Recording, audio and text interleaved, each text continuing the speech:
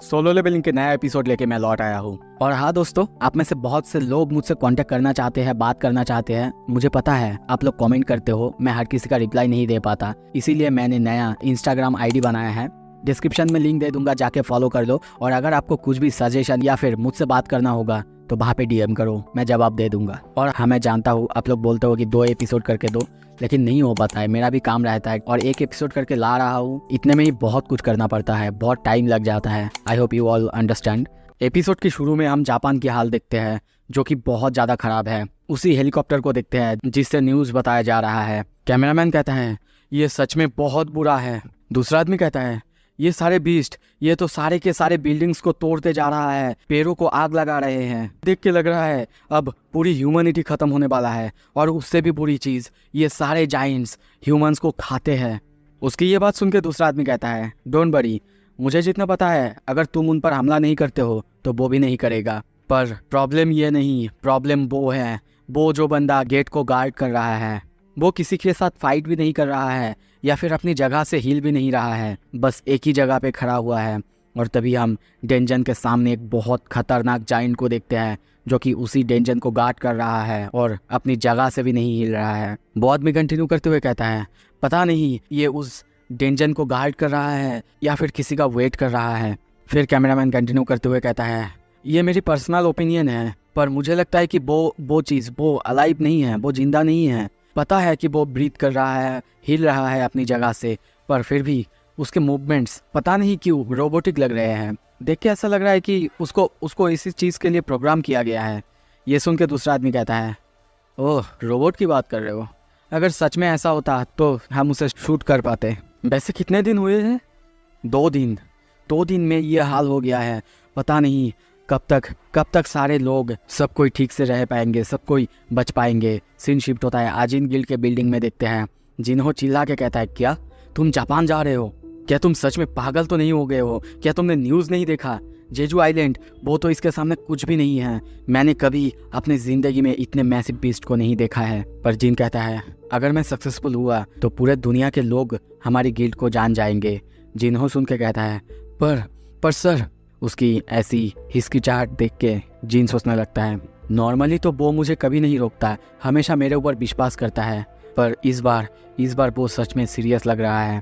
तभी जिन्हों कहता है ऑल राइट सर, अगर आप जा रहे हो तो मैं भी आपके साथ चलूँगा। जिन कहता है क्या? जिन्हों कहता है red gate incident, Jeju island arc और most recently double dungeon incident. पता है आपको इन सारे जगह में क्या कॉमन है? इनमें से किसी में मैं नहीं था सर। मैं नहीं था आपके साथ फ़ोटो खिंचाने के लिए आपके साइड में। मैं कैसे शो अप करूंगा सर? किसी को कैसे दिखाऊंगा? क्या बोलूंगा कि मैं हूँ आजिन गिल्ड का वाइस गिल्ड मास्टर? कैसे बोलूंगा? जीन उसकी ये बात सुन के कहता है मैंने कभी ये एक्सपेक्ट नहीं किया था, एक बिजनेस टाइकून का बेटा होने के बावजूद वो ऐसी बातें करेगा। अच्छा तो मुझे ये बताओ, पहले कुछ सेकंड पहले ही तो तुम कह रहे थे मत जाओ, फिर तुम्हें क्या हुआ? पर जिन्हों तभी कहता है क्योंकि मुझे आप पे पूरी विश्वास है सर। मुझे पता है जब तक आप हो मैं सेफ रहूँगा। ये सुन के जिन पूरी तरह से चौंकता है और तभी थोड़ा सा स्माइल करते हुए बात से अपनी जगह से उठते हुए जाते हुए कहता है मैं तो बस मजाक कर रहा था, मैं नहीं जाने वाला जापान वापान। बस तुम अपना ख्याल रखो, आप घर जाओ, सच में तुमने बहुत अच्छा काम किया। कुछ देर बाद हम उसे बाहर रास्ते में चलते हुए देखते हैं। चलते चलते वो सोच रहा है हाँ हो सकता है मैंने वहाँ पे अपने शैडो सोल्जर्स का यूज़ नहीं कर पा रहा था, पर फिर भी आर्किटेक्ट बहुत ज़्यादा स्ट्रॉन्ग था, जबकि मेरा लेवल वो 100 के ऊपर था। इसका मतलब ये ज़रूर है कि इस दुनिया में मुझसे भी स्ट्रॉन्ग बहुत सारे लोग होंगे। मुझे ऐसा कभी नहीं सोचना चाहिए कि मैं ही हूँ सबसे ज़्यादा स्ट्रॉन्ग। और ये सब सोचते सोचते वो घर आ जाता है। और तभी उसकी माँ उसे कहती है जिन्मू तुम आ गए, आशा करता हूँ कि तुमने डिनर नहीं किया। कुछ देर बाद देखते हैं वो दोनों मिलकर खा रहे थे।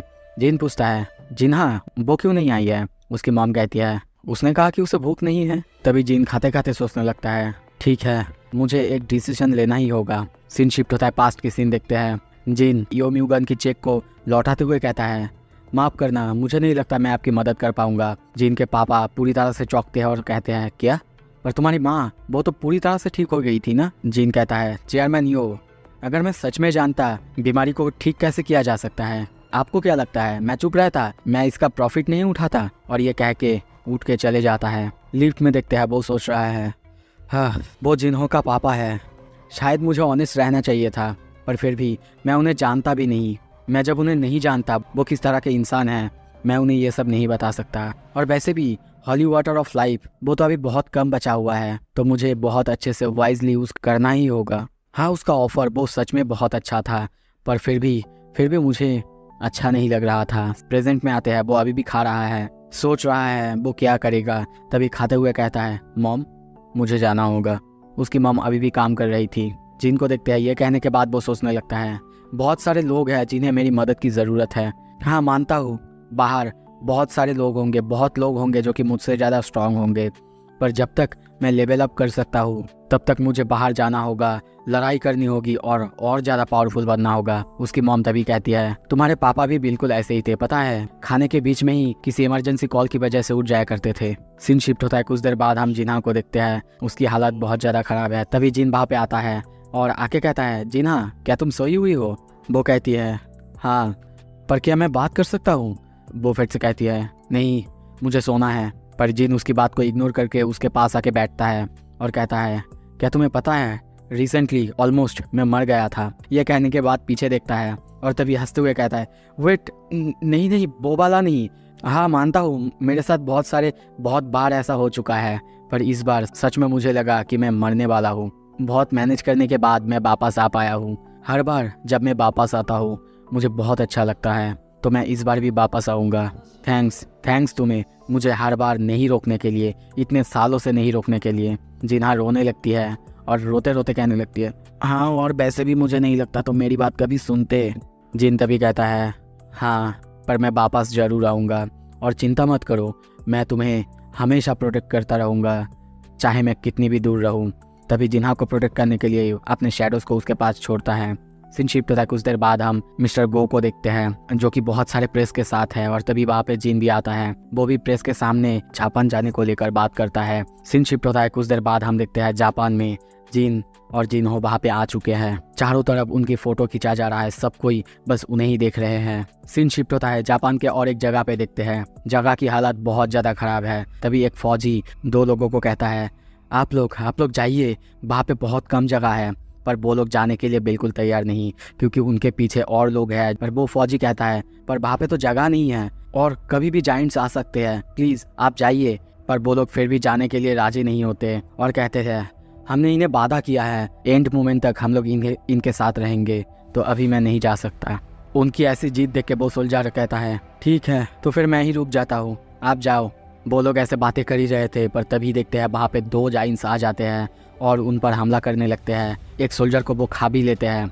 उन्हें देख के सारे सोल्जर्स फायर करने लगते हैं, पर हमें पता है कि नॉर्मल ह्यूमन के हथियार से उनको कुछ भी नहीं होता। वो बिस्ट उन्हें आके मारने ही वाले थे। तभी उस बिस्ट को कोई एक बड़ा सा चीज़ आके हमला करता है, और इस चीज़ से हम देखते हैं वो जाइंट एक ही बार में नीचे गिर जाता है और वहीं पे मर जाता है।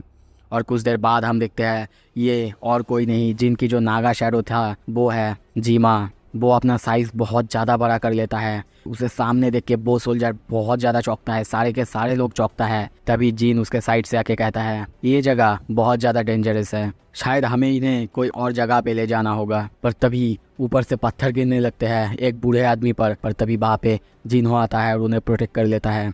और जिन को चिल्लाते हुए कहता है, मैं पीछे रहता हूँ और इन सारे लोगों को इवैक्यूएट करता हूँ, आप जाओ। जिन कहता है, ठीक है, और वो अपने हथियार को बाहर निकलने लगता है और एक एक करके सारे शैडोज़ को भी बाहर निकलने लगता है। जीमा को देखते हैं, वो अपने हथियार से बहुत ही आसानी से सारे के सारे जाइंट्स को मार रहा है। जिन भी जाके एक जाइंट को एक ही बार में पूरी तरह से स्लैश कर देता है।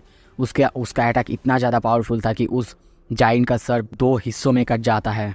सीन शिफ्ट होता है, मैरीलैंड यूएसए में देखते हैं। कोई कहता है, ओह संग जिनबू, वो जापान गया है।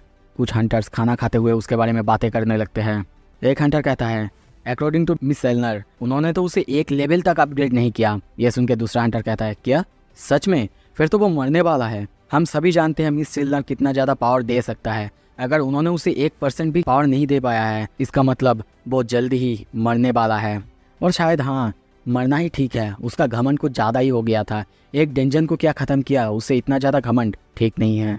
चलो मैं बोलता हूँ कि वो एक ही दिन में मर जाएगा, मैं मेरा याच उसको बेट करता हूँ। दूसरा आदमी कहता है, मेरे पास जो घर है उसके ऊपर बेट लगाता हूँ। तभी उनके पीछे से कोई कहता है, मुझे नहीं लगता इस बारे में अभी इतना श्योर होना चाहिए, चलो मैं अपना पूरा स्कैवेंजर बिल्डिंग को बेट करता हूँ कि वो बच के आएगा, ये और कोई नहीं आंद्रे थॉमस है। वो कंटिन्यू करते हुए कहता है, और मुझे लगता है कि तुम्हें कोई और हंटर के बारे में ना बोल के अपने अगले दिन के बारे में सोचना चाहिए, क्योंकि पता है ना हमारी यहाँ का जो एस रैंक डंजन है उसको भी हमें क्लियर करना है। और मुझे तो ये लगता है तुम में से बहुत लोग कल यहाँ पे वापस नहीं आ पाएंगे। उसकी ऐसी बातें सुन के बहुत सारे लोग उसके ऊपर गुस्सा करने लगता है और कहने लगते हैं, अरे ये बंदा तो बहुत ज़्यादा मूड ही ऑफ कर देता है पूरा। थॉमस को देखते हैं, वो कहता है, जापान को देख के लगता है वो जगह सच में अब मज़ेदार है, पर ज़्यादा देर नहीं है। मेरे यहाँ का डंजन वो भी तो कल ही ओपन होने वाला है, चलो देखते हैं। और उसके वहाँ पे भी एक एस रैंक के बहुत ही खतरनाक डंजन को देखते हैं। सीन शिफ्ट होता है, जापान की हाल देखते हैं जो कि बहुत ज़्यादा ख़राब है। ऊपर से वो रिपोर्टर और वो कैमरामैन दोनों देख रहे हैं। वो चिल्ला के कहने लगता है, क्या सच में ये देख के बिलीव नहीं हो रहा है। संग जिनबो का समन बीस्ट वो जाइंट्स को मार रहे हैं बहुत ही आसानी से, यहाँ तक कि वो उन्हें जिंदा खा रहे हैं। मैं फिर से कहता हूँ, वो सारे बीस्ट जाइंट को जिंदा खा रहे हैं। सीन शिफ्ट होता है, तभी एक बच्ची को देखते हैं, उसके पीछे एक बहुत बड़ा सा जाइंट उसे मारने के लिए आ रहा था। तभी उस जाइंट का हाथ पूरी तरह से कट जाता है और वहाँ पे हम इग्रिस को देखते हैं। वो जाइंट चीखने लगता है, पर तभी उसके ऊपर से आयरन आके उसके सर में एक बहुत ज़ोर से हैमर से मारता है और एक ही बार में उसे मार देता है। कुछ देर बाद देखते हैं, उसे मारने के बाद उसके बॉडी के ऊपर खड़ा होकर चीखने लगता है और इग्रिस की तरफ देख के थोड़ा सा स्माइल करता है। इग्रिस उसको देख के सर घुमा लेता है। जिन दूर से ये सब देख रहा था और सोचने लगता है, आयरन सच में उसका भी रैंक अब बहुत ज़्यादा अपग्रेड हो चुका है, एटलीस्ट वो अच्छा काम तो कर रहा है। तभी उसके पीछे से वो सोल्जर कहता है, थैंक यू सो मच, आपकी वजह से। पर उसकी बात क्लियर करने से पहले ही जिन उसे लाइक दे देता है और कहता है, तुम एक ब्रेव सोल्जर हो, सच में तुम अच्छा काम कर रहे हो। ये सोल्जर उसकी ऐसी जेस्चर देख के बहुत ज़्यादा खुश होता है, हैरान होते हुए कहता है, थैंक यू सो मच। जिन तभी कहता है, जिनो इसे कोई सेफ एरिया में लेके जाओ। और तभी देखते हैं उसके सामने जो जाइंट्स पड़ा था उसको देखते हुए वो कहता है, अराइज। सीन शिफ्ट होता है, कुछ देर बाद हम जापान के हंटर एसोसिएशन के सेंटर में देखते हैं। एक कम्युनिकेटर चिल्ला के कहने लगता है, नाओया उसे सक्सेसफुली रिटेकन कर लिया गया है और एक बहुत बड़े जाइंट का बॉडी भी मिला है। ये सब मात्सुमोतो सुन रहा है और बस सोचने लगता है, पर कैसे इतना सब कुछ पॉसिबल है। गोतो वो ठीक कहता था, उसकी आंखें, जब मैंने पहली बार उसे देखा था एयरपोर्ट में, मैंने अपनी ज़िंदगी में बहुत सारे हंटर्स को देखा है, पर उसके जैसा कोई भी नहीं है, मतलब उसके जैसा पावरफुल कोई भी नहीं है। तभी पास्ट के बारे में सोचने लगता है। जिन जब पहली बार एयरपोर्ट में आया था, जापान में आया था, वो उसको ग्रीटिंग्स देने के लिए गया था और केस के बारे में बोलता है, क्या प्लान है उस बारे में बोलता है। पर तभी जिन डायरेक्टली उसे कहता है, मैं आपके प्लान्स पे एग्री नहीं कर सकता। ये सुन के उसके साथ सारे लोग बहुत ज़्यादा चौंकते हैं और तभी मात्सुमोतो कहता है, तो फिर तुम क्या करना चाहते हो। कुछ देर बाद वो सोचने लगता है, नहीं, वो एक्चुअली उन सारे जाइंट्स को अकेला ही हराने के बारे में सोच रहा है, पर ये तो सच में मेरा ओरिजिनल प्लान था। सीन शिफ्ट होता है, हम प्रेजेंट में आते हैं, देखते हैं जिन का एक शैडो अपना आँख खोलता है। जिन कहता है, चलो देखते हैं। ये शैडो और कोई नहीं, एक जाइंट था और जिन ने एक नहीं दो नहीं बहुत सारे जाइंट्स को एक साथ अवेकन करा दिया था, एक साथ अपने शैडो बना लिया था। और जिन सोचने लगता है, ये सब सच में बहुत पावरफुल है, पर मैं इनका नाम क्या रखूँ। मैं नॉर्मली इनको 1 2 3 4 5 ऐसे कहूँगा। तभी वहाँ पे बेरू आता है और कहता है, माय किंग, मैंने और एक को मार दिया है।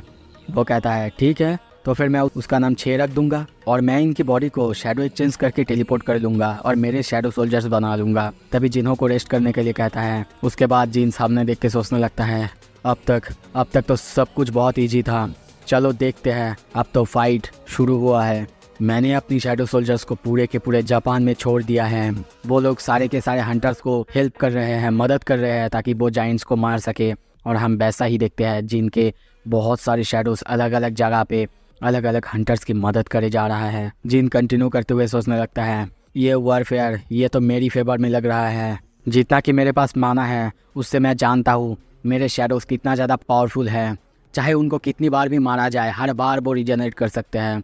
ये सब कुछ देख के लगता है जाइंट्स तो मेरे शैडोज़ के सामने कुछ भी नहीं है। पर असली प्रॉब्लम तो ये नहीं, प्रॉब्लम है एस रैंक डंजन्स। उनके वजह से और ज़्यादा डेंजर ब्रेक हो रहे हैं जापान में। यहाँ तक कि जो लो रैंकिंग बीस्ट है वो भी अब बाहर आके सारे शहरों को कब्जा कर रहे हैं। तो एक ही साथ इवैक्यूएशन सपरेशन दोनों करना पड़ेगा। कुछ दिन बाद यानी डेंजर ब्रेक होने के बाद 7 नाइट को देखते हैं। चारों तरफ की हालत बहुत ज़्यादा ख़राब है, बिल्डिंग में गिरा हुआ है, चारों तरफ आग। जिन और जिन्हो को देखते हैं, वो दोनों आगे जा रहे थे। जिन्हो चारों तरफ देख के कहता है सब कुछ बर्बाद हो गया है सर। तभी वहाँ पे हानेकाबा आती है और कहती है हेलो सर, मेरा नाम है हानेकाबा। जिन कहता है हाय हानेकाबा, क्या यहाँ पे और कोई है? वो कहती है नहीं सर, यहाँ पे मेरे अलावा और कोई नहीं है, और वैसे भी जितना सारा डैमेज हुआ है इस वक्त तो बता भी नहीं सकते। यहाँ तक कि जाइंट्स अलग अलग जगह तक फैल चुके हैं और अब तक टोटल 16 एस रैंक हंटर्स हमारे यहाँ पे आ चुके हैं। जापान से 6 हंटर्स, चाइना से 2 हंटर्स, 3 कनाडा से और इंडिया से 2 हंटर्स, एक एक करके रशिया और यूके से सर। जिन कहता है उनको 6 ग्रुप में बांट दो ना। पर वो कहता है नहीं सर, शायद आपको अब तक पता चल गया है 3 एस रैंक हंटर्स अब तक मर चुके हैं। यूरी ओरलोफ जो कि रशिया से था, हांजावा कोकी जो कि फैंटम गिल्ड से था, और लुकास हॉली जो कि कनाडा से था सर। ये सुन के जिन थोड़ा सा सैड होता है और कहता है, उसकी ये बात सुन के जिन सोचने लगता है अगर एस रैंक हंटर्स की ये हालत है तो पता नहीं ए रैंक हंटर्स या फिर उनसे लो रैंकिंग हंटर्स की क्या हालत होगी, या फिर कितने ज़्यादा हंटर्स मर चुके होंगे अब तक। हानेकावा कंटिन्यू करते हुए कहता है टोटल 31 जाइंट्स आए थे सर, अपेयर हुए थे, और उनमें से कुछ तो अब चाइना के ओशन तक पहुंच चुके हैं। हमारे पास वैसे भी इतना ज़्यादा मैन पावर नहीं है कि हम एक साथ सारे के सारे जाइंट्स से लड़ सके, पर उनमें से बहुत सारे जाइंट्स मर चुके हैं आपकी वजह से सर। उसके लिए आपको बहुत बहुत शुक्रिया। और जो बाकी हंटर्स बचे हुए हैं वो आपके शैडोज के साथ बाकी काम कर रहे हैं। ये सब सुन के जिन कहता है all right then, I guess वो बंदा जो मेरे सामने है अब वही सिर्फ बचा है। और तभी वो अपने आसपास इस पूरे जगह को देखने लगता है। उस जगह की हालत बहुत ज़्यादा ख़राब है, चारों तरफ सब कुछ तबाह हो चुका है, आग जल रहा है, आसमान लाल हो चुका है जैसे कि बिल्कुल हेल जैसा। वो सोचता है पर ये जगह तो कुछ फेमिलियर लग रहा है, देख के लग रहा है मैंने कहीं तो देखा है। हाँ मानता हूँ इस सिटी में उतना ज़्यादा आग नहीं है, पर चारों तरफ तबाह है, देख के बिल्कुल लग रहा है डिमन कसल जैसा। डिमन कसल में जो रूइन सिटी था वो मेरे लिए कोई हिंट था सिस्टम की तरफ से, या फिर आर्किटेक्ट आगे क्या होने वाला है इस बारे में मुझे बताना चाहता था। जो भी हो, मुझे लगता है कि आर्किटेक्ट अब ऑलरेडी मर चुका है। जो डेंजन में उसका बॉडी था वही उसका असली बॉडी था। नहीं तो शायद अब तक वो मुझसे एक बार तो कांटेक्ट करने की कोशिश करता। पर फिर भी अगर डिमन कसल मुझे फ्यूचर दिखा रहा था तो फिर मैं आगे होने वाले कुछ चीज़ होने से पहले ही रोक सकता हूँ। इसी के लिए तो मैं इतना दिन ट्रेनिंग कर रहा था, और मैं हमेशा से चाहता था मेरे ऊपर कोई पावर ना रहे, मुझे कंट्रोल करने वाला कोई ना हो, और इसीलिए आज मैं यहाँ हूँ। अब चलो, जब मैं यहाँ आ चुका हूँ और सब कुछ यहाँ पे है, शुरू करते हैं। पर तभी हानेकावा कहती है क्या सर, पर अब तक तो कोई भी हंटर्स यहाँ पे नहीं आए हैं। पर जिन पीछे देखते हुए कहता है नहीं, वो सब आ चुके हैं। सीन शिफ्ट होता है, हम वही लेडी हंटर को देखते हैं। वो एक हंटर को मारने के बाद कहती है ये बहुत ज़्यादा एनोइंग है, वो सारे शैडोज तो इन्हें ऐसे मार रहे हैं जैसे कि ये उनके लिए कुछ भी नहीं, और बाकी सब कुछ हमारे लिए छोड़ जा रहे हैं। मुझे तो ऐसा फील हो रहा है जैसे कि हम बस यहाँ पे क्लीनिंग करने के लिए ही है। मुझे सच में बहुत ज़्यादा गुस्सा आ रहा है। सीन शिफ्ट होता है, एक एक करके जिन के शैडोज को देखते हैं जो कि उस जगह के चारों तरफ जिन को घेर के रखा है। इग्रिस के साथ साथ उसके जितने पावरफुल शैडोज है वो सब एक एक करके अब जिन समन करने लगता है। सब कोई उसके सामने नील किए हुए है। हानेकावा चारों तरफ देख के बहुत ज़्यादा हैरान रह जाती है, क्योंकि शायद उसने इतनी बड़ी आर्मी कभी नहीं देखी होगी। चारों तरफ जिन के शैडोज और कुछ ही देर बाद वहाँ पे बेरू आता है। बेरू को देख के जिन स्माइल करते हुए कहता है ओह तुम आ गए, सब किसी ने बहुत अच्छा काम किए। बेरू कहता है थैंक यू माई किंग। कुछ देर बाद जिन्हो को कहता है जिन्हो मिस्टर हानेकावा को यहाँ से लेके जाओ। उनके जाने के बाद अपने सामने जितने मरे हुए जाइंट्स थे वो सबको कहता है नाउ देन अराइज। और उसके ये कहते ही एक एक करके वहाँ पे जितने सारे जाइंट्स के बॉडी मरे पड़े थे सब उसके शैडो में तब्दील हो जाते हैं। सब अब उसके सोल्जर बन चुके हैं जो कि उन्हीं के साथ ही यानी जाइंट्स से लड़ेंगे। जिन सबको एक साथ कहता है ऑल सोल्जर्स चार्ज। और इसी के साथ ये एपिसोड यहाँ पे ख़त्म होता है। अगला एपिसोड बहुत खतरनाक होने वाला है। Thank you so much. अगर अच्छा लगे प्लीज़ सब्सक्राइब कर दीजिए। सोलो लेवलिंग के नए वीडियो में आप सबका स्वागत है। Thank you so much. आप सब ने मुझे इंस्टाग्राम में फॉलो किया। आप सबसे बात करके भी बहुत अच्छा लगा। और अगर आप नए हैं, इंस्टा में मुझे फॉलो नहीं करते हो, कर लो, वहाँ पे हम बात कर सकते हैं। पिछले एपिसोड में हमने देखा था जिन जापान आया है, जो नया एस रैंक गेट ओपन हुआ है उसके लिए, और वहाँ पे एक एक करके वो सारे जाइंट्स को मारते रहता है। अब आगे एपिसोड के शुरू में जिन को देखते हैं, वो अपने सोल्जर्स से कहता है चार्ज। ये बात सुनते ही बेरू अपनी रोअर स्किल का यूज़ करता है और बहुत ज़ोर से चीखने लगता है। उसकी चीख सुन के जितने सारे सोल्जर्स थे, सब कोई उसी मॉन्स्टर को, उसी बीस्ट को मारने के लिए दौड़ने लगते हैं। और यहाँ पे एक नहीं, दो नहीं, हजारों शैडो सोल्जर्स थे जो कि उसी बीस्ट की तरफ आगे बढ़ रहे थे। पर उस बीस्ट को देखते हैं, वो अपनी जगह से अब तक नहीं हिला था। जिन ये देख के थोड़ा सा हैरान होता है, पर कुछ ही देर बाद जब वो सारे सोल्जर्स उसके पास पहुंच जाते हैं, तभी देखते हैं वो थोड़ा सा मूवमेंट करता है और तभी वो कुछ ऐसा करता है जो देख के जीन पूरी तरह से हैरान हो जाता है। वो अपना स्वॉर्ड उठाता है और एक खतरनाक स्लैश करता है। ये स्लैश इतना ज़्यादा खतरनाक था, एक ही साथ जीन के कई सारे सोल्जर्स को ख़त्म कर देता है। अब बस इस पैनल में देखो, आप खुद समझ जाओगे ये स्लैश कितना ज़्यादा खतरनाक था और उसके आसपास जीन के कितने सारे शेडोज़ हैं। जीन उसे देख के सोचने लगता है, सच में ये बहुत ज़्यादा टेरिफाइंग स्ट्रेंथ है। उसने एक ही बार में, एक ही स्लैश में मेरे करीब 100 या फिर उससे ज़्यादा सोल्जर्स को मार दिया। और ये बीस्ट ये बहुत ज़्यादा बड़ी है और इतना खतरनाक माना इमिट कर रहा है, जैसे कि इसकी ऑरा देख के मुझे भागने का मन कर रहा है। हाँ, मुझे पता है ये बहुत ज़्यादा अनप्लेजेंट फीलिंग है, पर मुझे विश्वास नहीं हो रहा है मैं अपने सामने जो देख रहा हूँ। तभी देखते हैं टास्क को, वो अपना साइज बढ़ा लेता है अपने हाथ में और वो अबराइज को लेके मैजिक स्किल ब्लेजिंग फायर का यूज़ करता है। उससे भी उस मॉन्स्टर यानी उस जाइंट का कुछ भी नहीं होता है। जिन टास्क और उस मॉन्स्टर को लड़ते हुए देख के सोचने लगता है, जितना कि मुझे एक्सपीरियंस है उतना मैं कह सकता हूँ, जब कोई फीलिंग, जब कुछ भी अनप्लेजेंट हो जो कि तुम्हें पसंद ना आ रहा हो, उसके लिए हम दो काम कर सकते हैं। उस डिस्कम्फर्ट को कम करने के लिए हम दो काम कर सकते हैं। तुम उससे भाग सकते हो और उसके बारे में बिल्कुल भूल जा सकते हो, या फिर तुम उस प्रॉब्लम को समझ के उसके रूट से उसको ख़त्म कर सकते हो। उस बीस्ट को देखते हैं, जाइंट को देखते हैं, वो अभी भी टास्क के साथ लड़ाई कर रहा है। पर तभी वहाँ पे और एक शैडो अपीयर होता है जो कि उसको मारने के लिए आ रहा था। पर तभी वो फिर से अपना स्वॉर्ड स्लाइस करता है और उस शैडो को एक ही बार में स्लैश कर देता है। दूसरी तरफ से हम देखते हैं सारे के सारे चीटियाँ, मतलब जो शैडो एंड्स हैं, वो उसके पैर में आ जाते हैं और उसको खाने लगते हैं। पर तभी वो जाइंट अपना पैर को ऊंचा करके एक झटका मारता है, जिससे सारे के सारे चीटियाँ बहुत दूर गिर जाते हैं। ये सब बेरू देख रहा था। बेरू को गुस्सा आ रहा था, वो आगे जाना चाहता था, पर तभी जीन उसे रोक देता है और कहता है अभी नहीं। वो सोच रहा है, हाँ मैंने इतना तो एक्सपेक्ट किया ही था, और हाँ मेरे पास अभी इनफ माना है, तो मुझे थोड़ी देर के लिए और वेट करना होगा। मुझे देखना होगा उसका वीकनेस वो क्या है। दूसरी तरफ वो बीस्ट, वो जाइंट सारे के सारे शैडोज़ को बहुत ही आसानी से मारे जा रहा है। कोई भी शैडो, चाहे वो कितना भी पावरफुल हो, उसके सामने आके उसे ख़त्म नहीं कर पा रहे हैं। दूसरी तरफ हम जीन के माना को देखते हैं, वो बहुत ही जल्दी ख़त्म होते जा रहा है। यहाँ तक कि जीमा वो भी आके बीस्ट को मारने की कोशिश करता है, पर वो भी बहुत जल्दी उससे हार जाता है।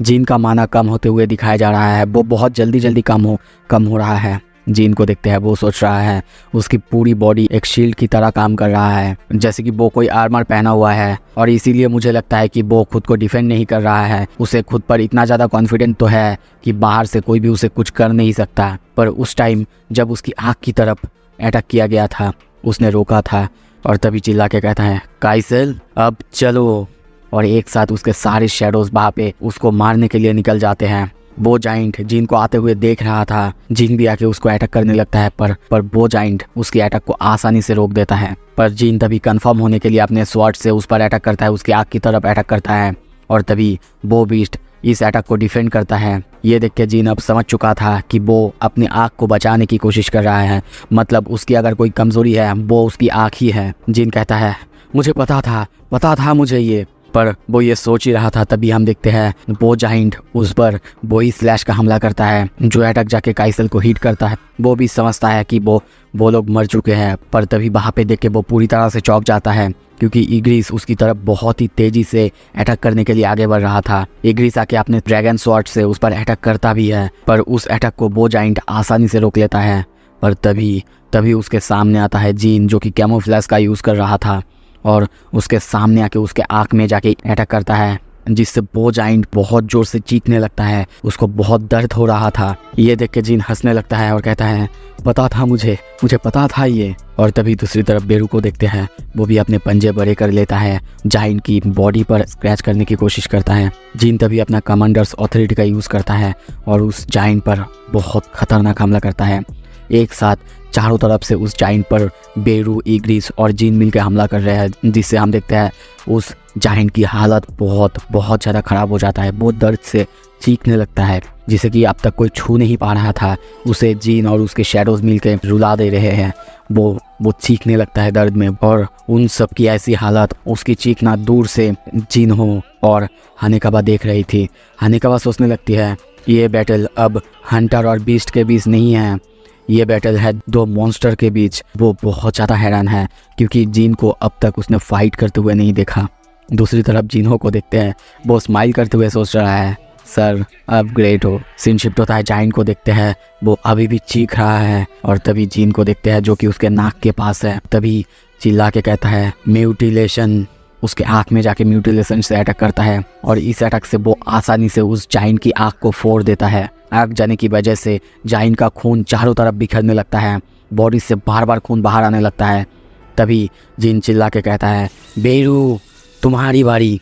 और तभी उसकी ये बात सुन के बेरू कहता है आपकी विश मेरी कमांड। और तभी देखते हैं वो बहुत जल्दी, बहुत ही स्पीड से उस जाइंट की आँख के अंदर चला जाता है।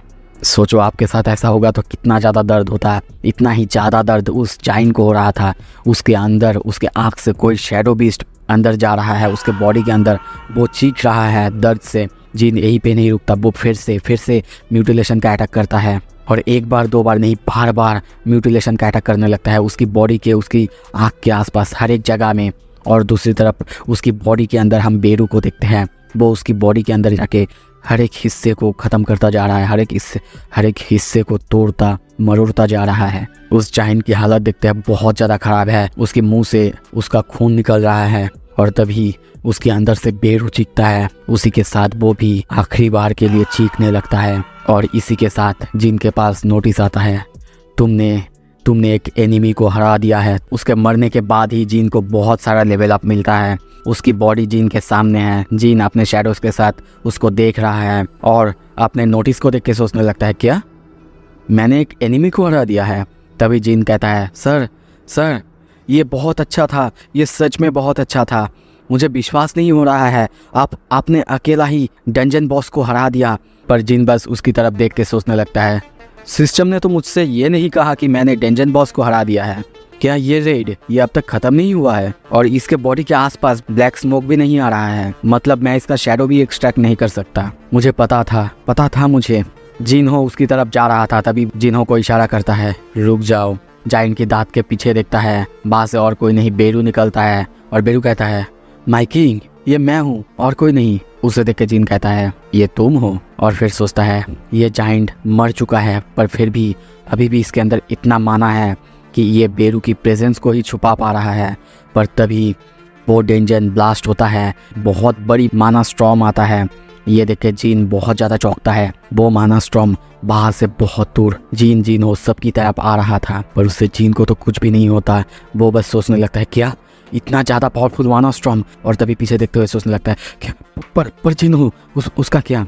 पर तभी जब पीछे देखता है वहाँ पे इग्रिस ने उसे बचा लिया था। तभी सामने की तरफ नोटिस करता है वो डेंजन वो उस जाइंट की माना को एब्जॉर्ब कर रहा है। ये देख के वो बहुत ज़्यादा शॉक होता है क्योंकि आज तक उसने जितने भी जाइंट्स या फिर जितने भी बीस्ट से लड़ाई की है, जितने भी बीस्ट से फाइट की है, कभी भी ऐसा नहीं हुआ है मरने के बाद उनका माना एब्जॉर्ब किया जा रहा हो। और तभी जिन्हो को कहता है जिन्हो तुम यहाँ पे रुको, मैं थोड़ा सा गेट के अंदर जाता हूँ और देखता हूँ क्या होता है। जिन्हो भी कहता है ठीक है सर प्लीज़ बी केयरफुल। और तभी देखते हैं जीन उस बॉडी के ऊपर से उस गेट के यानी उस डेंजन के अंदर चला जाता है। और अंदर आते ही पूरी तरह से चौंकता है क्योंकि वो जगह बहुत ही बड़ी और बहुत ही ज़्यादा अलग था। वो चौंकते हुए बस इतना ही कहता है ये जगह ये तो बहुत ज़्यादा मैसिव है, तो इसी के लिए शायद जाइंट्स को अंदर बाहर जाने में कोई भी प्रॉब्लम्स नहीं होते थे। तभी बेरू बाहर आता है और कहता है माय किंग क्या आपने वो सुना? जीन कहता है हाँ क्या तुमने भी सुना? और तभी हम बहुत ज़ोर से हंसने की आवाज़ सुनते हैं। वो हंसी इतना ज़्यादा खतरनाक और इतना ज़्यादा वियर्ड था, उस महल के अंदर चारों तरफ से गूंज रहा था। जिन कहता है ये कैसी अजीब सी हंसी है और एक दुश्मन अभी तुम्हारे घर में आया है। ये जान के भी वो हंस रहा है। सच में ये इंटरेस्टिंग है। बेरू चलो। सीन शिफ्ट होता है, तभी हम किसी की जोर जोर से हंसने की आवाज़ सुनते हैं। वो चिल्ला चिल्ला के कहने लगता है, हाउ अमेजिंग, सच में बहुत बहुत ज़्यादा अमेजिंग। तुम भद्दे रूलर्स, सबसे पहले मिलने कौन आया है मुझसे, देखो। Welcome welcome Munak. और तभी हम एक बहुत ही खतरनाक बीस्ट को चेन से बंधे हुए देखते हैं। कुछ ही देर बाद हम जीन को देखते हैं, वो आगे जा रहा है। जाते हुए उसे देख के सोचने लगता है, क्या ये बंदा है बॉस। वो बीस्ट कहता है, मुझे फ्री करो, इन सारे चेनों से मुझे फ्री करो। मुझे पता है रूलर्स ने क्या प्लान किए हैं। मुझे बाकी मोनाक्स को जल्दी से जल्दी इन्फॉर्म करना होगा। पर तभी जब वो अपने सामने जीन को देखता है, उसे देख के वो चौंकता है और कहता है, तुम आखिर कौन हो जिसे मैं जानता हूँ? तुम तो वो नहीं हो। पर जीन उसकी बातों का जवाब ना देते हुए कहता है, क्या रूलर्स उन्होंने तुम्हारे साथ ये किया है? यही कहते हो ना तुम उन्हें रूलर्स? बोबिस्ट कहता है, वो मुझे एक स्टेपिंग स्टोन की तरह यूज़ कर रहे हैं ताकि मुझसे वो सारे ग्राउंड वर्क्स करवा सके, ताकि उसके बाद रियल वॉर वो स्टार्ट हो। पर जीन उसे इतनी आसानी से सब कुछ बोलते हुए देख के बस सोचने लगता है, मैंने अब तक बहुत सारे बीस्ट से बात करने की कोशिश की थी, पर एक ने भी मुझे सही से कुछ भी जवाब नहीं दे पाया था। पर ये कुछ अलग है। और तभी कहता है, रूलर्स जिनके बारे में तुम बात कर रहे हो, वो आखिर कौन है? बोबिस्ट कहता है, वो लोग तो मोनाक्स के दुश्मन हैं। ये सुन के जीन सोचता है, क्या मोनाक्स? इसका मतलब क्या वो सब मेरे भी दुश्मन हैं? तो फिर उन लोगों ने तुम्हें बांध के रखा है, इसका मतलब क्या तुम? उसके जवाब काटते हुए वो बीस्ट कहता है, हाँ सही सोचा तुमने, मैं भी हूँ एक मोनाक। और क्या तुम्हें पता है, सारे मोनाक्स रूलर्स प्रोबेबली सब तुम्हारे पीछे है। और जितना कि मैं तुम्हें देख के समझ पा रहा हूँ, अभी तुम्हारे पास इतना ज़्यादा ताकत नहीं, या फिर अभी तुम इतने ज़्यादा ताकतवर नहीं हुए हो कि तुम अकेले उनसे लड़ सको। तुम्हें इसके लिए दोस्त की ज़रूरत है। ये सुन के वो कहता है, क्या दोस्त? वो फिर उसकी बात को काटते हुए कहता है, हंसना मत भैया, मेरे सीन को तोड़ो, मैं तुम्हारी मदद कर सकता हूँ।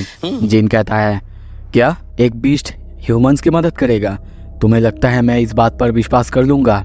वो बीस्ट कहता है, तो फिर मैं तुम्हें बिलीव करवाता हूँ। और तभी वो कुछ बोलने लगता है, कुछ मंत्र या फिर कुछ अजीब से वर्ड्स बोलने लगता है। ये देख के जीन पूरी तरह से चौंकता है।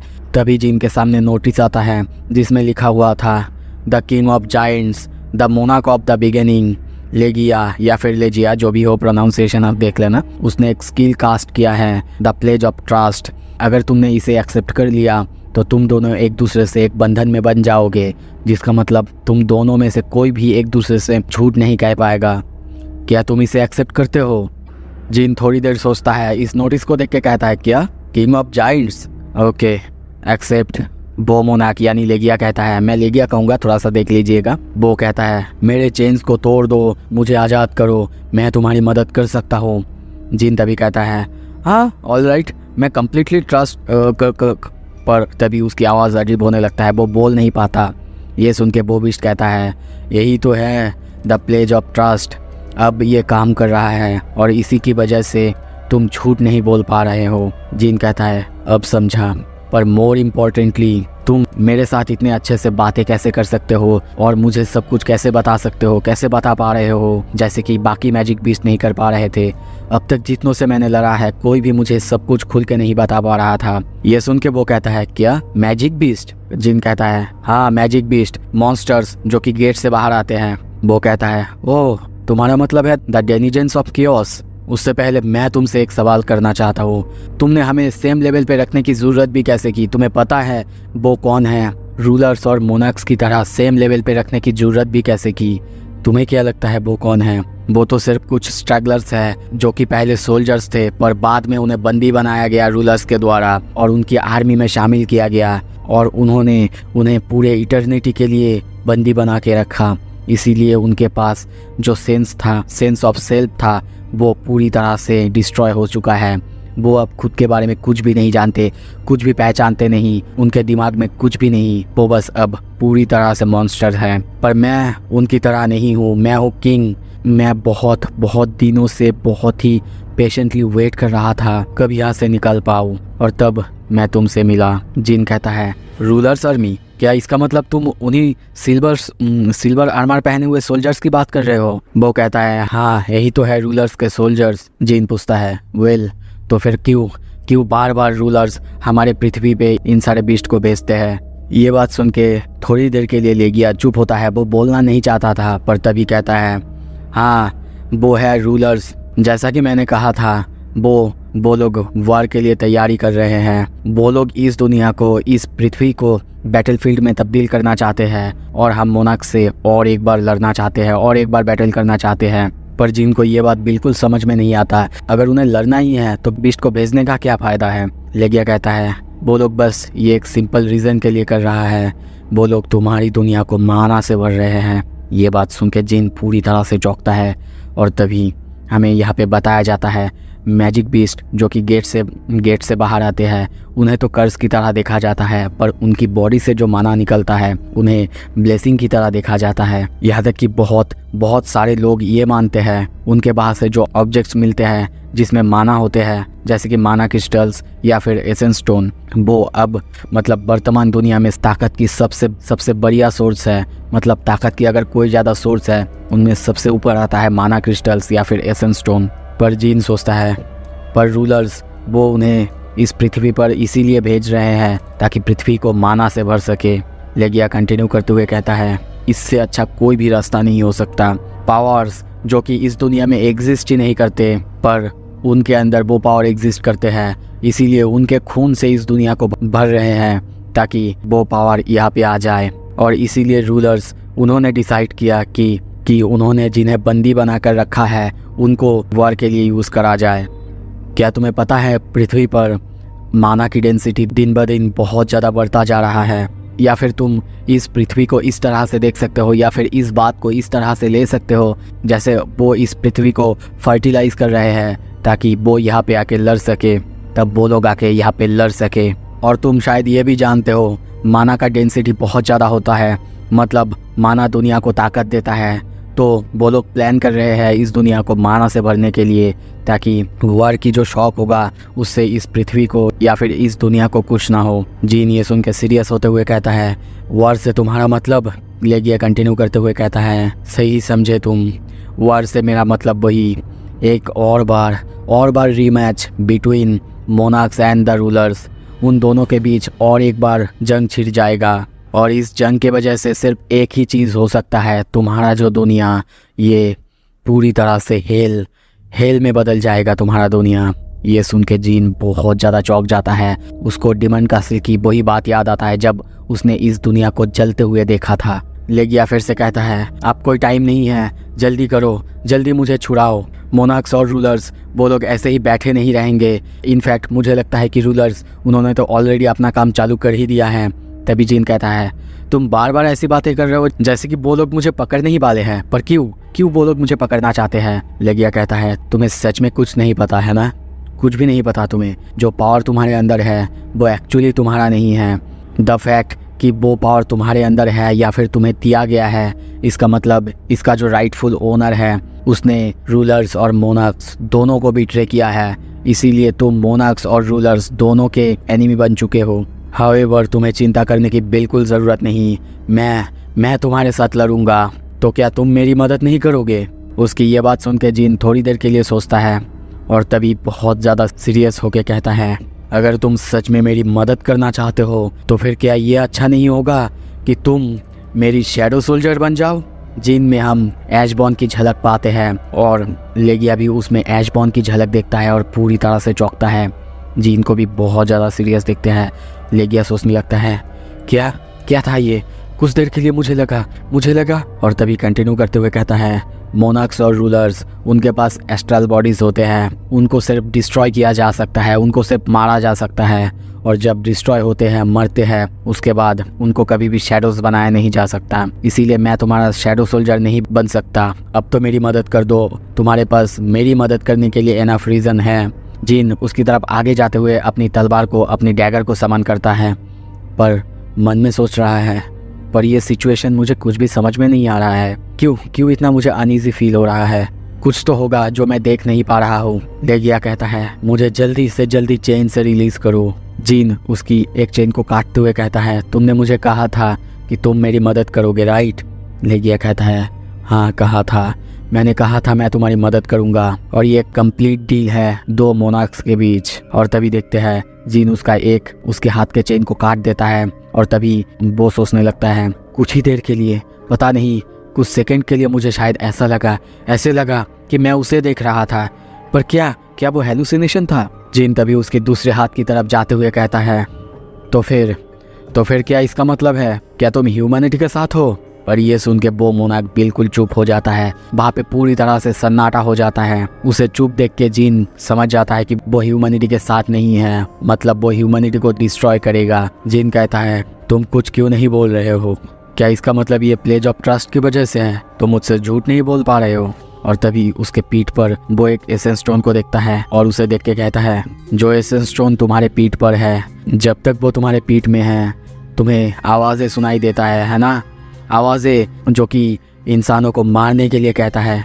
क्या मैं सही नहीं कह रहा हूँ? ये सुन के लेगिया को बहुत ज़्यादा गुस्सा आ जाता है और तभी बहुत ही स्पीड से अपने खुले हाथों से वो जीन की तरफ आगे बढ़ता है, उसको मारने के लिए आगे बढ़ता है। जीन किसी तरीके से उसके अटैक को डॉज करते हुए कहता है मैं हमारी डील को अब बंद कर रहा हूँ, मैं तुम्हें ऐसे ही जिंदा नहीं छोड़ सकता, तुम हमारे लिए बहुत ज़्यादा रिस्की हो जाओगे। और तभी वो उसके छाती में अपना डैगर मारते हुए कहता है तुम्हारे लिए शायद हमारी पूरी दुनिया बर्बाद हो सकता है। पर ये सुन के लेगिया को और ज़्यादा गुस्सा आता है। गुस्से में वो कहता है नहीं तुम गलत हो, मैं तबाही नहीं हूँ, तुम हो तबाही। और तभी अपने मुंह खोल के जीन को खाने की कोशिश करता है, एक ही बार में मारने की कोशिश करता है। तभी जीन उस पर एक खतरनाक हमला करता है जिससे उसके मुंह से खून निकल जाता है और जीन एक के बाद एक हमला उस पर करते ही जाता है।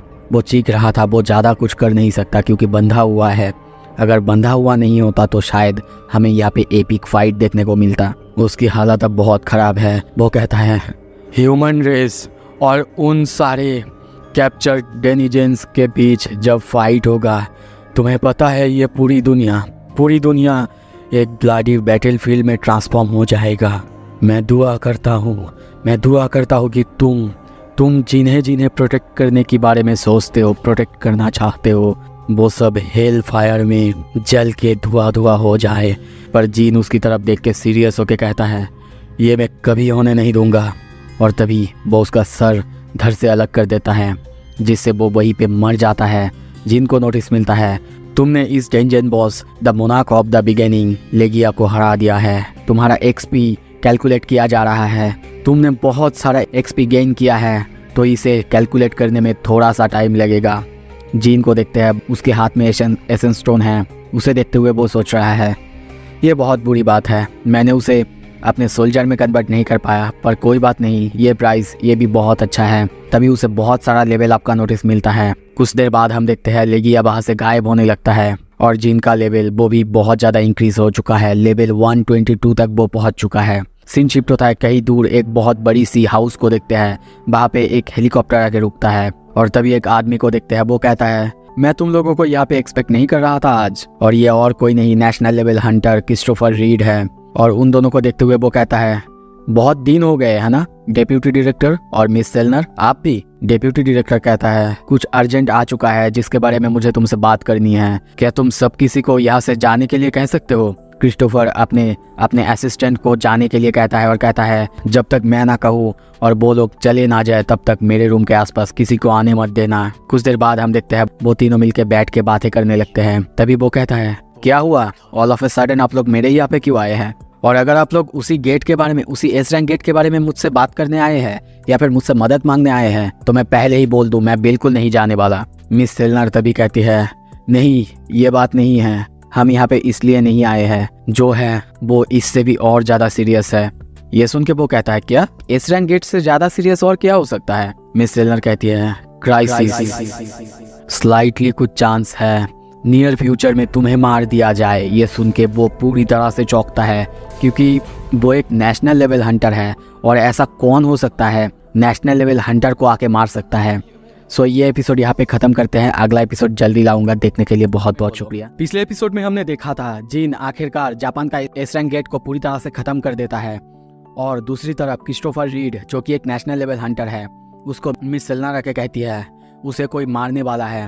अब आगे एपिसोड के शुरू में हम क्रिस्टोफर रीड को देखते हैं, वो ये बात सुन के बहुत ज्यादा चौंका हुआ है, उसे कोई मार सकता है। तभी अपना चाय का कप बहुत ही जोर से रखता है और ये बात सुन के काइंड ऑफ अपसेट है और कहता है मिस सेलेना, मैं हमेशा आपका ग्रेटफुल रहूंगा जो आपने मेरे लिए किया है, पर क्या लगता है आपको, क्या आप जोक कर रही है मेरे साथ? और तभी बहुत ज्यादा गुस्से में कहता है क्या आपको सच में लगता है कोई सच में ऐसा हो सकता है जो मुझे मार सकता है? क्या आप सच में सीरियस है? मिस सेलेना तभी फिर से कहती है पर मैंने जो सपना देखा था वो। ये सुन के उसको अभी भी बहुत ज्यादा गुस्सा आ रहा है, वो ये बात मानना ही नहीं चाहता कि उसे भी कोई मार सकता है, और गुस्से में कहता है क्या आप इतने दूर सिर्फ इसी बात को बताने के लिए आए हैं कि आपने एक सपना देखा, वो भी मेरे बारे में जहाँ पे मैं मर रहा हूँ। मैं जानता हूँ आपके प्रोफेशन के बारे में, आप एक साइकिक हैं जो कि दूसरे की एबिलिटीज को बढ़ा सकते हैं, पर इसका मतलब ये नहीं आप कुछ भी कह सकते हैं। मैं हूँ एक नेशनल लेवल हंटर, इसका मतलब कोई भी मुझे नहीं मार सकता। पर मिस सेलेना फिर से कहने की कोशिश करती है पर मेरी ड्रीम, मैंने जो ड्रीम देखी थी। क्रिस्टोफर फिर से गुस्से में कहता है फिर से वो सपने की बात नहीं, आप बार बार एक ही चीज कहे जा रहे हैं। ओके फाइन, मान लीजिए मैं आपकी बात एक बार के लिए मान लूं, तो मैं किससे मदद मांगूंगा? आपको क्या लगता है यहाँ पे कोई है जो कि मेरी मदद कर सकता है? क्या कोई और है जो कि एक नेशनल लेवल हंटर से भी बहुत ज्यादा ताकतवर है? मुझे नहीं लगता इस दुनिया में कोई भी नेशनल लेवल हंटर से ताकतवर है, तो इसका मतलब कुछ भी किया नहीं जा सकता। ये सुनकर मिस सेलेना थोड़ा सा सोचती है और फिर कंटिन्यू करते हुए कहती है हाँ, हमें लगता है यहाँ पे कोई है जो कि तुम्हारी मदद कर सकता है। संग जिनबू, उसके जैसा एक हंटर तुम्हें प्रोटेक्शन प्रोवाइड कर सकता है। उसका नाम सुन के क्रिस्टोफर बहुत ज्यादा चौंक जाता है और कहता है क्या संग जिनबू? सीन शिफ्ट होता है जापान के उसी डेंजन गेट में, देखते हैं जिन उस गेट से बाहर आ रहा था और सोचने लगता है जो उस किंग को मैंने मारा है क्या वो सही था? नहीं, वो बिल्कुल सही था, मैंने बिल्कुल सही किया, और अगर उसका हाथ खुला हुआ होता और वो बाहर आ जाता ये इस दुनिया को पूरी तरह से तबाह कर देता। अच्छा हुआ कि उसकी हाथ बंधा हुआ था, नहीं तो शायद मुझे बहुत ज़्यादा मुश्किल होता। आई एम ग्लैड मैंने उसकी इंटेंशन को पहले ही जान लिया, पहले ही समझ लिया। तभी वो उन सारे डेंजन, उन सारे रूलर्स, मोनार्क्स और वॉर के बारे में सोचता है, और सोचने के बाद सोचता है मुझे स्ट्रॉन्ग बनना होगा और ज़्यादा स्ट्रॉन्ग बनना होगा। सीन शिफ्ट होता है कुछ देर बाद, हमें बताया जाता है जिनकी इस एस रैंक गेट को क्लियर करने की बात पूरी दुनिया में फैल जाता है। सबके मुंह में बस अब एक ही बात, एक नया नेशनल लेवल हंटर आ चुका है। पर जैसा कि जेजू आइलैंड में हुआ था, उसकी बात सिर्फ ज्यादातर कोरिया और कुछ ही देश जानते थे। अब संग जिनबू की बात पूरी दुनिया जानती है। सीन शिफ्ट होता है कई दूर चाइना के एक सी में, हम लिू जिगांग को देखते हैं। वो एक बीस्ट के बॉडी के ऊपर बैठा हुआ है, एक बीस्ट जो कि बाहर से बाहर निकल के आया था, उसे उसने मार दिया है। दूसरी तरफ मात्सुमोतो को देखते हैं, वो खुद का गुनाह कबूल कर चुका है, अब उसे अपने किए की सजा मिलने वाला है। दूसरी तरफ अमेरिका के मैरीलैंड में वो लोग ने एस रैंक गेट को क्लियर करने की वजह से एक पार्टी रखा है। उसी पार्टी में हम उन्हीं सारे हंटर्स को बात करते हुए देखते हैं जिन्होंने जिनबू का मजाक उड़ाया था। वो लोग आपस में बातें कर ही रहे थे, पर तभी वहाँ पे आंद्रे थॉमस आता है और कहता है तुम लोग यहाँ हो, तो तुम दोनों को याद तो है ना बेट के बारे में, तो फिर तुम मुझे एक याद दोगे और तुम अपना घर दोगे। पर तभी एक बंदा कहता है पर मैंने तो कोई बेट नहीं लगाया था। वो उसके पास जाके कहता है तुम्हारा टाई ये तो बहुत अच्छा लग रहा है। पर वो बंदा फिर से कहता है मैंने तो कोई बेट नहीं लगाया था। कुछ ही देर बाद आंद्रे की गले में हम वही टाई को देखते हैं। वो लौरा को कहता है ये मेरे ऊपर कैसा लग रहा है? वो कहती है देख के तो बहुत ज्यादा एक्सपेंसिव लग रही है, पर यह आपके हवाईयन शर्ट के ऊपर बिल्कुल जस नहीं रही है। उसकी ये बात सुनते ही वो उसे फेंक देता है। लौरा तभी कहती है पर अब एक प्रॉब्लम आ चुका है, इंटरनेशनल गिल्ड कॉन्फ्रेंस जो होने वाला है उसका लिस्ट बाहर आ चुका है, उसमें कोरिया से आजिन गिल्ड वो भी आ रहा है। ये सुन के वो कहता है क्या आजिन गिल्ड? लौरा कहती है हाँ, वो वही गिल्ड है जिसे कि संग जिनबू ने बनाया है। ये सुन के आंद्रे बहुत ज्यादा खुश होता है और कहता है वेल, अब तो लगता है कि फाइनली हम मिलने वाले हैं। सीन शिफ्ट होता है, हम जिन के सारे शैडोज को देखते हैं। वो लोग जिन के सामने खड़ा हुआ है, दूसरी तरफ वहीं पे सारे के सारे सोल्जर्स उन सारे शैडोज को और जिन को उनके सामने खड़ा हुआ देख के बहुत ज्यादा चौंका हुआ है। सब कोई बस यही सोच रहे हैं ये संग जिनबू है और ये है इसका पावर्स, ये तो बहुत ज्यादा पावरफुल है। दूसरी तरफ जिन्हो सबको ऐसे हैरान होते हुए देख के खुश हो रहा था और सोचने लगता है सब कोई पहली बार जब जिन सर की पावर्स को देखता है तो सभी बहुत ज्यादा हैरान होते हैं। तभी उसके पास हानेकावा आती है और उसे फोन देते हुए कहती है, सर आपके लिए। पर वो कहता है, शायद तुमने गलती कर दी, जिनबू वो तो बाहर है देखो। पर हानेकावा कहती है, नहीं सर ये आपके लिए ही है। जिनबू फोन उठाता है, बात करते ही पता नहीं वो क्यों चौंक जाता है। तभी जिन को देखते हुए कहता है, सॉरी सर पर मुझे कोरिया में वापस जाना होगा। जिन कहता है, क्या कुछ हुआ है? जिन्हो कहता है, पता नहीं, मुझे ज्यादा कुछ तो पता नहीं, पर मुझे जल्दी घर जाने के लिए कहा है, कुछ फैमिली इशू आ गया है। जिन तो समझ जाता है किस बारे में है। कुछ देर बाद हम देखते हैं जिन्हो हेलीकॉप्टर में बैठते हुए सोचने लगता है, पता नहीं क्या हुआ है, मैंने माँ की आवाज कभी भी ऐसे नहीं सुना था। शायद मैं कुछ ज्यादा ही सोच रहा हूँ। ये शायद उतना भी कुछ सीरियस नहीं है। सीन शिफ्ट होता है, जिन्हो के असिस्टेंट को देखते हैं, वो उसे लेने आया है और जाते जाते कहने लगता है, तुमको स्ट्रांग बने रहना है। जिन्हो अपने पापा को ऐसे सोते हुए देखता है और जब वो जानता है कि चेयरमैन यो म्यूगन यानी उसके पापा अब इटर्नल स्लम्बर में पड़ चुके हैं, उस बीमारी ने उन्हें जकड़ लिया है, चिल्लाते हुए आगे जाने की कोशिश करता है। पर तभी वो असिस्टेंट उसे कहता है, आपको शायद उनके पास जाना नहीं चाहिए सर। जो हंटर्स अपने माना को कंट्रोल नहीं कर सकते, उनके पास जाने से ये वाला कंडीशन और ज़्यादा खराब हो जाता है। जिन्हो बहुत ज़्यादा सैड होते हुए कहता है, समझ गया, लगता है कि मैं उनके लिए हमेशा से ही एक यूजलेस बेटा ही रहूँगा। ये बात सुन के बॉय असिस्टेंट उन्हें एक स्क्रैप बुक या फिर फोटो एल्बम देते हुए कहता है। जिन्हों पहले समझ नहीं पाता ये क्या है, वो पूछता भी है, ये क्या है? वो बंदा कहता है, कुछ ऐसा जिस पर चेयरमैन अपनी कॉन्शियसनेस खोने से पहले तक काम कर रहे थे। मैं इस पर काम कर रहा था। उन्होंने कहा था जब वो जागेंगे फिर उनको ज़रूरत पड़ेगी, पर मुझे ये लगता है कि अब ये तुम्हें सबसे ज़्यादा ज़रूरत है। जब जिन्हों उस फोटो बुक को खोलता है वो पूरी तरह से हैरान होता है। वो देखता है उनके सारे कामों की फ़ोटो, उन्होंने जो किया है, यानी आजीन गिल से शुरू करके जहाँ पे वो गया था, हर एक जगह की फ़ोटो उसके पापा के पास है। वो असिस्टेंट कहता है, वो हमेशा से तुमको पसंद करते थे, वो तुमको बिल्कुल बेटा ही समझते थे, पर वो कुछ अलग है मतलब वो अपना प्यार ऐसे नहीं जताते थे। वो तुम्हारे लिए हमेशा ही खुश होते थे। तुम जहाँ जाते थे, जो करते थे, हर एक काम की फ़ोटो उनके पास है। जो भी न्यूज़ में छपता था वो सब कुछ उन्होंने संभाल के रखा है।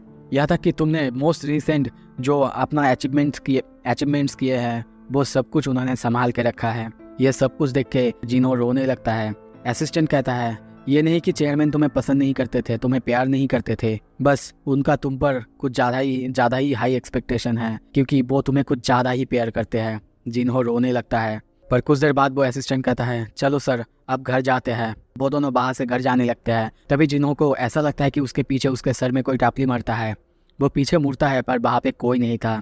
कुछ देर बाद देखते हैं वो लोग बाहर से चले जाते हैं और तभी उनके जाते ही जिन अपना कैमोफ्लेज से बाहर आता है और थोड़ा सा स्माइल करते हुए कहता है, इतना रोना धोना की इस बात का जिन्हों, सच में ऐसे तुम तो मेरा दिल ही तोड़ दोगे। तभी वो अपना वही हीलिंग पोशन बाहर निकालता है। सीन शिफ्ट होता है। कुछ देर बाद हम देखते हैं जिन्हों की बहन आ रही थी। वो बहुत ज़्यादा सैड है। जब आ रही थी तब वो जिन्हों को बाहर निकलते हुए देखती है। वो सोचती भी है, ये आदमी ये तो वही है ना। सीन शिफ्ट होता है। कुछ देर बाद हम देखते हैं चेयरमैन यो को। वो उठ चुके हैं और उसे देखते हुए चौंकते हुए कहते हैं, जिन्ही उन्हें देख के रोने लगता है। सारे डॉक्टर्स भी ये देख के बहुत ज़्यादा हैरान है कि इटर्नल स्लम्बर से ऐसे ही कोई कैसे जाग सकता है। सीन शिफ्ट होता है। जिन को हम नीचे देखते हैं। वो जाते हुए कहता है, अभी कहना बहुत ज़्यादा अर्ली हो जाएगा, पर हैप्पी बर्थडे जिन्हो। सीन शिफ्ट होता है। कुछ देर बाद हम फिर से जापान में देखते हैं। जिन्होंने अपनी शैडो एक्सचेंज स्किल का यूज़ किया था, अभी फिर से उसमें 2 घंटे बचा हुआ है। ये देख के वो कहता है, अरे यार 2 घंटे बचा हुआ है, मुझे नहीं पता इतना टाइम मैं क्या करूँगा, मेरे पास कुछ करने के लिए है भी नहीं और ऐसा भी कोई नहीं है कि किसी के साथ मैं कॉल पे बात करूँ। पर तभी उसे मिस चायन की याद आता है, पर फिर उस बात को इग्नोर करते हुए कहता है, नहीं ऐसा नहीं, मे भी शायद मुझे कोई ऐसा डेंजर ढूंढना चाहिए जिसे कि अब तक क्लेम नहीं किया गया है। सीन शिफ्ट होता है।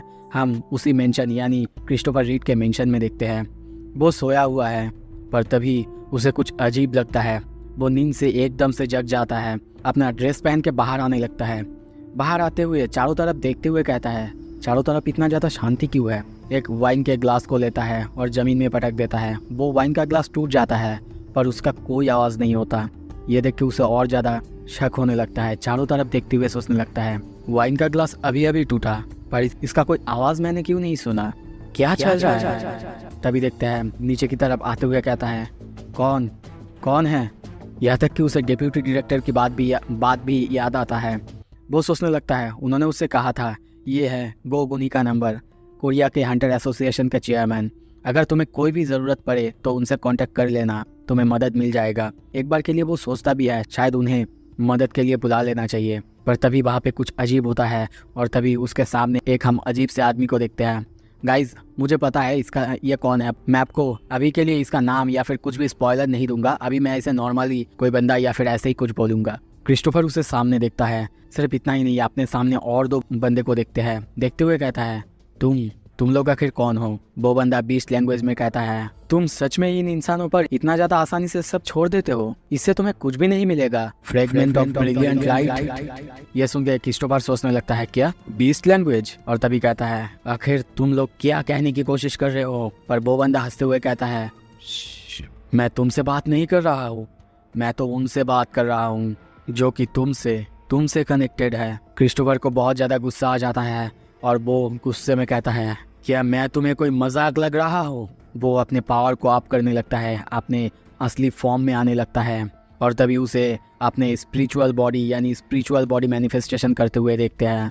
वो गुस्से में कहता है एटलीस्ट मैं तुम में से एक को तो आज अपने हाथों से मारूंगा। आगे जाने लगता है, तभी देखते हैं और 2 मोनार्क्स को, वो दोनों भी कहने लगते हैं स्पिरिचुअल बॉडी मैनिफेस्टेशन, पर ये तो सिर्फ एक इंसान है। तभी देखते हैं क्रिस्टोफर को, वो गुस्से में उनकी तरफ आगे बढ़ने लगता है, चिल्लाने लगता है डाई डाई डैम बीस्ट।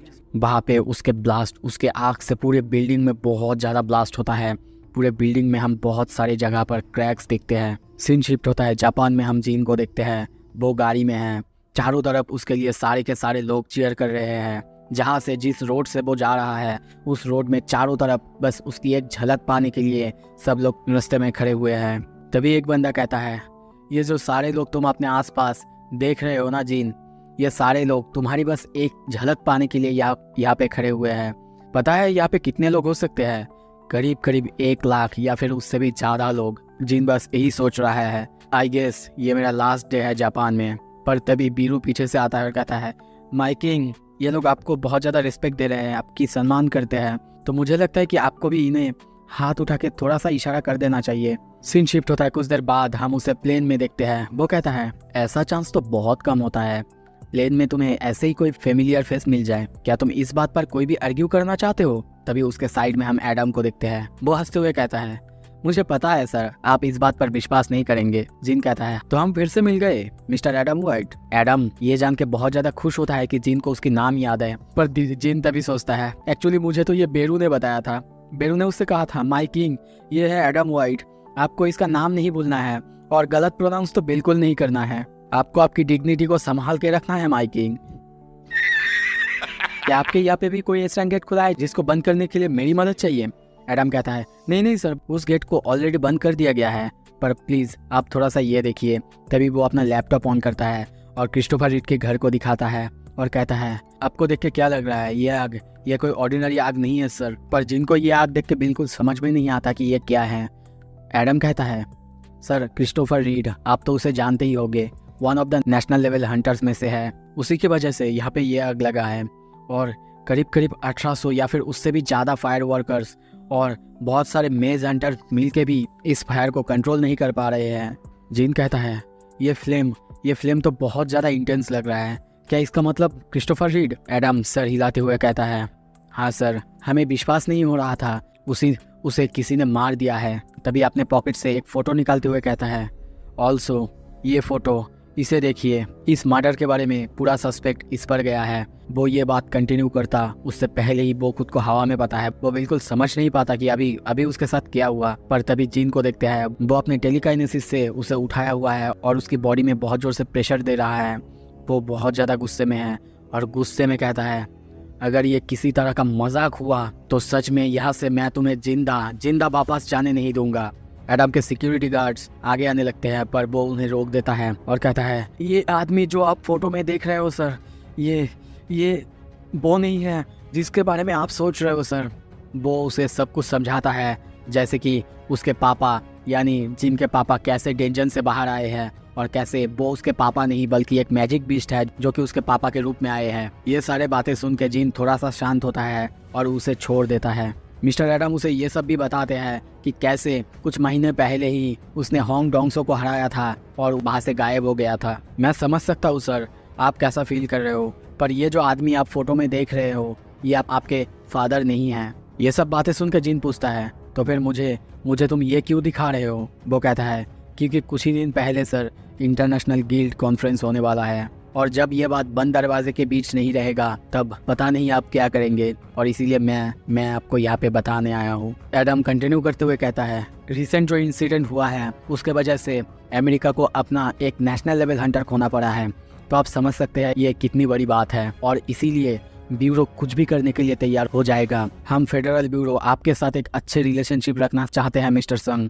और इसीलिए ये इन्वेस्टिगेशन पब्लिक जाने से पहले मैं आपको ये बताना चाहता था। आई एम श्योर आपका पापा का फेस वहाँ पे दिखाया जाता, कॉन्फ्रेंस में बताया जाता, आपको बहुत ज़ोर से झटका लगता, पर दूसरी तरफ जिन को देखते हैं उसकी हालत बहुत ज़्यादा ख़राब है। वो बस यही सोचे जा रहा है मेरा पापा वो तो 10 साल पहले गायब हो चुके थे और अब मैजिक बीस्ट के रूप में वापस आए हैं, इसका क्या मतलब है। पर दूसरी तरफ तभी एडम के पास उसके सिक्योरिटीज आते हुए कहते हैं क्या आप ठीक है सर। वो कहता है बिल्कुल ठीक हूँ, पर थोड़ा सा वीक लग रहा है। और तभी मन में सोचने लगता है कुछ देर पहले उसने आखिर क्या यूज़ किया था, टेलीकाइनेसिस, पर सिर्फ एक हाई रैंकिंग मेज जो कि कुछ ज़्यादा ही हाई रैंकिंग है वही इस तरह का या फिर इससे भी कम लेवल का ताकत का इस्तेमाल कर सकता है। और मुझे लगता है अगर कोई नेशनल लेवल हंटर होगा तभी वो ऐसा कर सकता है। ये बंदा है 6th नेशनल लेवल हंटर। मुझे ये जल्दी से जल्दी डिप्यूटी डायरेक्टर को बताना होगा। सीन शिफ्ट होता है तभी हम the international guild conference hall को देखते हैं। इसके बारे में थोड़ा सा इन्फॉर्मेशन दिया जाता है कि इसे इसीलिए रखा जाता है ताकि यहाँ पे सारे देशों से हंटर्स आ सके और यहाँ पे उनके फ्यूचर और करंट ट्रेंड्स के बारे में बात कर सके, इंडस्ट्री में क्या चल रहा है और क्या करना चाहिए उसके बारे में बात कर सके। और कुछ ही दिन पहले जो हंटर्स जो गिल्ड जिस देश को रिप्रेजेंट करने वाले हैं उसे रिवील किया जाता है, जैसे कि यूएसए से स्कैवेंजर गिल्ड और साउथ कोरिया से आजिन गिल्ड। साउथ कोरिया से आजिन गिल्ड इस बार साउथ कोरिया को रिप्रेजेंट करने के लिए सिलेक्ट हुआ है, तो ये खबर सारे दुनिया में न्यूज़ में ट्रेंडिंग चलने लगता है। आजिन गिल्ड जिसमें सिर्फ 2 हंटर्स हैं, जिसमें संग जिनबू वही सबसे टॉप रैंकिंग हंटर है, और फेडरल ब्यूरो ने उसे सब कुछ देख के सोच समझ के ही इन्वाइट किया है क्योंकि वो अकेला ही किसी पूरे गिल्ड से ज़्यादा ताकतवर है। सीन शिफ्ट होता है तभी रिपोर्टर्स को देखते हैं, वो बहुत सारे सवाल मिस्टर सोलजोंग को करने लगते हैं, जैसे कि सब कोई आजिन गिल्ड के कोरिया जाने के बारे में बात कर रहा है, पर इस बारे में आपका क्या मानना है सर। हर बार तो आप यानी हंटर्स गिल्ड उनको रिप्रेजेंट करते हैं, साउथ कोरिया को रिप्रेजेंट करते हैं, पर इस बार उन्होंने आपको नहीं बुलाया है। पर सोलजोंग कहता है ये एक ऑब्वियस चॉइस था। ये सुन के वो आदमी कहता है क्या ऑब्वियस चॉइस, ये तो मुझे समझ में नहीं आया सर। मिस्टर सोई हंसते हुए कहता है आई बिलीव ये ऑब्वियस चॉइस है क्योंकि आप भी जानते हैं वो कितना ज़्यादा ताकतवर है। वो सारे रिपोर्टर्स वो कहते हैं पर सर वो गिल्ड वो तो सिर्फ 1% गिल्ड है। पर सोईजोंग हंसते हुए कहता है ये एक बंदा जिसकी बात तुम लोग कर रहे हो ना, ये है संग जिनबू, और अगर किसी ने भी उसे सामने से लड़ते हुए देखा है तो वो हूँ मैंने देखा है जेजू आइलैंड में उसे लड़ते हुए, डबल डेंजर में उसे लड़ते हुए, तो मैं जानता हूँ वो क्या करने की कैपेबल है। तो मेरे हिसाब से उसे बुलाना बिल्कुल सही था। ये तो हमारे लिए एक प्राउड मोमेंट है कि हमारे देश में भी एक ऐसा हंटर है जिस सारे गेट से हम सब डरते हैं, उसमें भी वो सबसे पहले जाके फाइट करने के लिए तैयार होता है, सबसे पहले रहने के लिए वो तैयार होता है। और मुझे लगता है दुनिया के किसी भी देश कोई भी जगह में उसे रखने के लिए, उसे पाने के लिए ढेर सारे पैसे देने के लिए राजी है, चाहे उनको खुद का देश भी बेचना पड़े। पर वो रिपोर्टर फिर पूछता है पर सर क्या आपको बुरा नहीं लग रहा है, हर बार तो आप जाके वहाँ पे रिप्रेजेंट करते हैं। वो कहता है ऑफ कोर्स बुरा तो लगना चाहिए, बुरा लगता है, पर उससे ज़्यादा मुझे प्राउड फील हो रहा है। इनफैक्ट मैं और मेरे सारे गिल्ड के मेंबर्स संग जिनबू की वजह से ही आज यहाँ पे आपसे बात कर रहे हैं। सो मैं जेन्युइनली उसके लिए प्राउड फील कर रहा हूँ कि वो साउथ कोरिया को रिप्रेजेंट कर रहा है। सीन शिफ्ट होता है कुछ देर बाद, वो अपने इंटरव्यूज दे के बाहर आ रहा था और तभी उसका असिस्टेंट आके उसे कहता है सर हमने एक ए रैंक की गेट्स के परमिट को ले लिया है, ये ज़्यादा हाई रैंकिंग नहीं है पर फिर भी कमाल है। सोलजोंग कहता है आजिन गिल्ड उन्होंने इसके लिए अप्लाई नहीं किया है, हमेशा तो वो आगे रहते हैं। ये सुन के वो बंदा कहता है पता नहीं क्यों सर, पर वो लोग कुछ दिन से चुप है। सोलजोंग सोचने लगता है 4 दिन हो चुके हैं संग जिनबू घर यानी कोरिया में आया है, पर अब तक उसने एक भी डेंजन को एक्वायर नहीं किया है। पता नहीं क्या चल रहा है उसके मन में। नॉर्मली तो वो हर एक जगह में कोई भी डेंजन अगर ओपन होता है तो वो सबसे पहले वहाँ पे जाता है। उसके लिए सारे गिल्ड्स की हालत बहुत ज़्यादा खराब हो चुका था, पर 4 दिन से वो कुछ भी नहीं कर रहा है। इस बात से मुझे पता है सारे के सारे हंटर्स बहुत ज़्यादा खुश है कि उनको भी अब मौका मिल रहा है।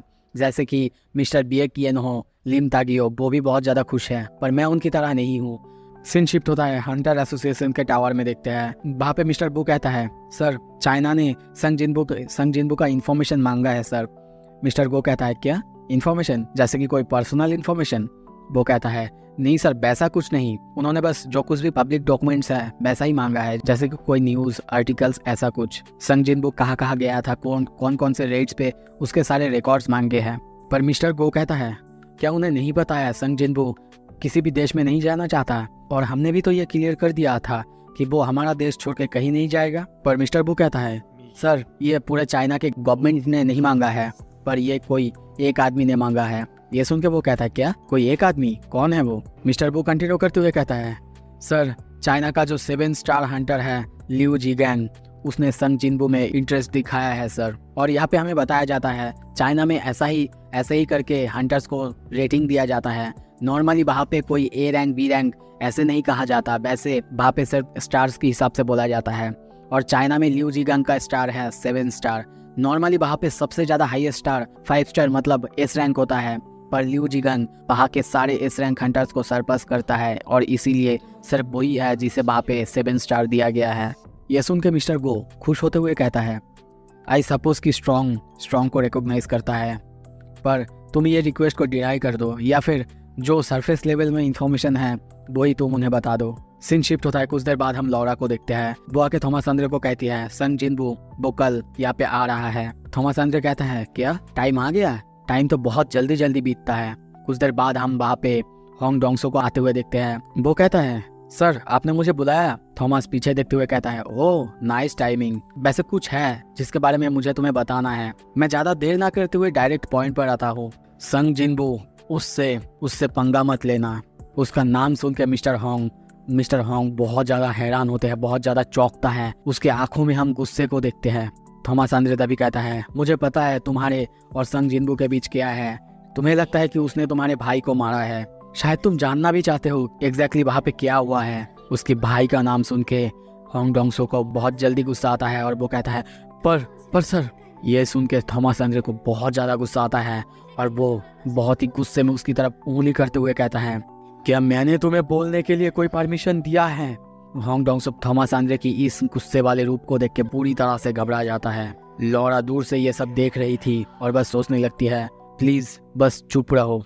इस दुनिया में बहुत ज्यादा कोई नहीं है जो कि एक एस रैंकिंग हंटर को इस तरह से वार्निंग दे सके। सच में वो बहुत ज्यादा इम्प्रेसिव है। हाउएवर होंग डोंगसो वो भी थॉमस की तरह ही बहुत ज्यादा ऑब्सेसिव है। थॉमस को देखते हैं, वो होंग डोंगसो के कंधे पे हाथ देते हुए कहता है, मैं फिर से रिपीट करता हूँ, संग जिनबू से पंगा मत लेना। जाओ कहीं वेकेशन ले लो, हमारे विला गिल्ड्स के विला में जाओ, घूमो फिरो खाओ दाओ, पर उससे पंगा मत लेना। तो तुमको क्या लगता है, तुम मेरे इस रिक्वेस्ट के बारे में क्या बोलोगे? होंग डोंगसो को देखते हैं, वो बहुत ज्यादा गुस्से में है, पर वो उसके सामने कुछ कह नहीं सकता क्योंकि वो एक एस रैंक हंटर और थॉमस अंद्रे एक नेशनल लेवल हंटर है, तो उसके सामने वो कुछ भी नहीं है। गुस्से में ही कहता है, ऑल राइट, मैं कुछ नहीं करूँगा। यह कह के वो जाने लगता है। उसके जाने के बाद लौरा कहती है, क्या आपको लगता है वो सुनेगा आपकी बात? थॉमस कहता है, नहीं, वो इतनी आसानी से तो नहीं मानने वाला। उसके ऊपर नजर रखो, वो क्या कर रहा है, कहाँ जा रहा है, उसके ऊपर नजर रखो लौरा।